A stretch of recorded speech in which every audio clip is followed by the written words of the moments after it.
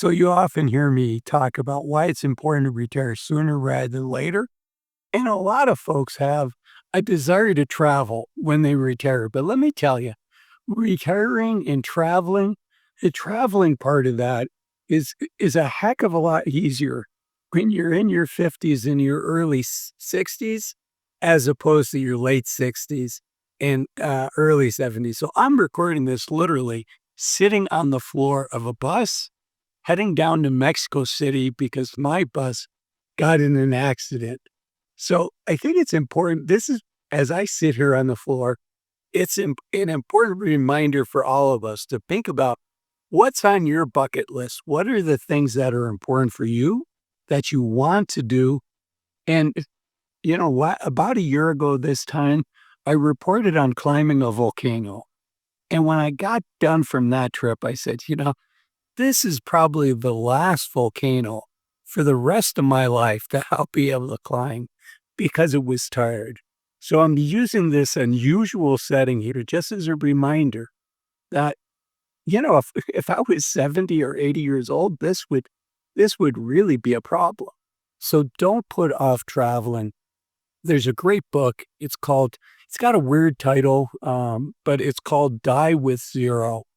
And it talks about having not just the financial side of things, but also the life side of things and thinking about putting things into a bucket list.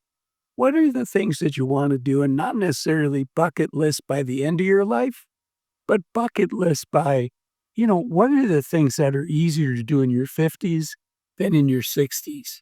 And what are the things that are easier to do in your early 60s than in your late 60s? It's written by a gentleman by the name of Bill Perkins.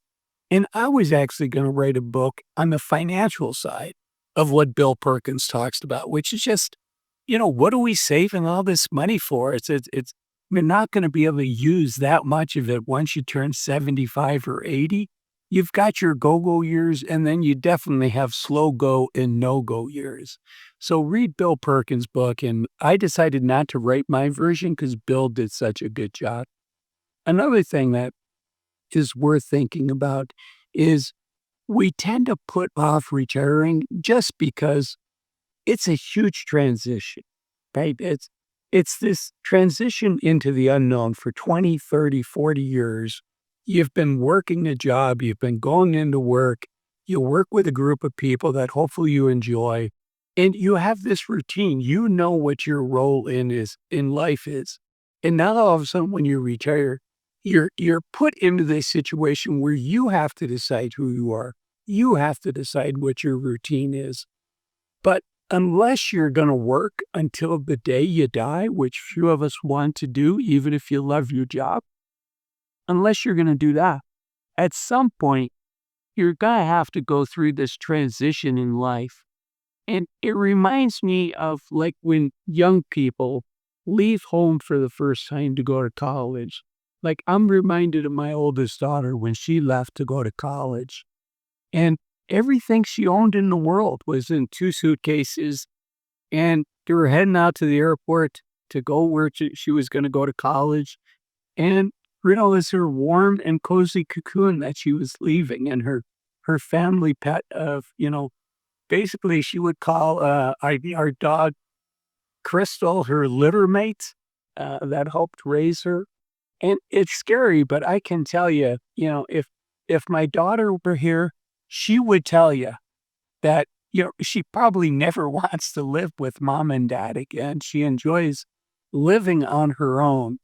And that's like for many of us. Once we retire, we'll look back and say, what the heck was I waiting for? Why didn't I do this sooner?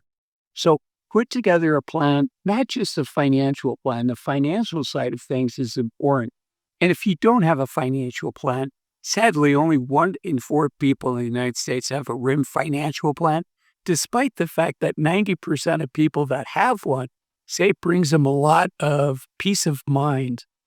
So if you don't have a financial plan, the gold standard is to work with a financial advisor. If you prefer to do it yourself, the software that I like to use is called Bolden. You can sign up for it here in the link below. I am an affiliate, so you'll be supporting this station. But have a financial plan, but also have a life plan, a plan that you're thinking through. What are the things that you want to do in your 40s, your 50s, your 60s? For instance, I learned to surf when I was 50. Also skateboard. I learned to do that when I was 50. And that probably was my last window to learn those two activities. I can tell you, falling off a skateboard into hard cement, that hurts and hurts more the older that I get. So have a life plan as well. Have a written plan and take an honest look at your financial situation. And one of the things to be careful of is, this um, Yeah. 4% rule that everybody speaks so highly of. The truth is, it's not a rule. The way that that was developed, it is developed by a gentleman by the name of William Benkin.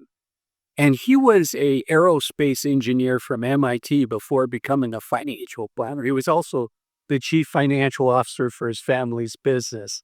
But, when you're designing an airplane, you want to make sure that it never failed. So he looked at 30-year periods and looked at every day over like 100 years and said, if you had retired on January 1st, how much could you have withdrawn in a 60-40 portfolio and never run out of money? And he looked at January 2nd and January 3rd, et cetera.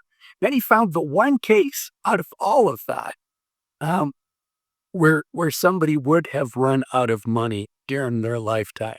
And in fact, I believe it's in only 12 cases out of 115 did people end up with less money than what they initially retired with. And half of the people are going to end up double their money. And another, I think it's a third or a fourth of people are going to end up with 3 times their money. So have a financial plan, but also use common sense. And this is where a financial advisor candidly can be helpful, is providing some of the real world wisdom. These rules of thumb are fine when you're 15 years away from retirement and just want a rough idea of how much money you're going to need to retire. The other thing I'll say is be super careful because there's 2 expenses that people forget. One expense is their taxes. They don't necessarily forget, but they badly underestimate it. And the other is the cost of Medicare. Even once you turn 65 and you're on Medicare, it doesn't mean that Medicare is going to be free. In fact, Fidelity tells us that the average American is going to spend $165,000 from the time they turn 65 until they pass away. And that's for cost of Medicare and everything associated with it. And that's why it's so important to make a good decision when it comes to Medicare. And it's why I'm proud to partner with today's video sponsor, which is Chapter. They're a Medicare advisor, and I agreed to partner with them for 3 reasons. The first is their services are free for you and I, so there's no reason not to use them. The second is they save their average client over $1,000 a year. And the third reason is I believe they're the type of firm that's going to tell you what's best for you. They have the expertise, they have the access to the data.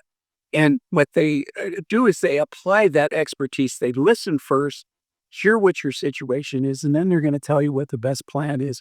Pro tip, the best way to get a hold of Chapter is by calling this phone number or using the link down below.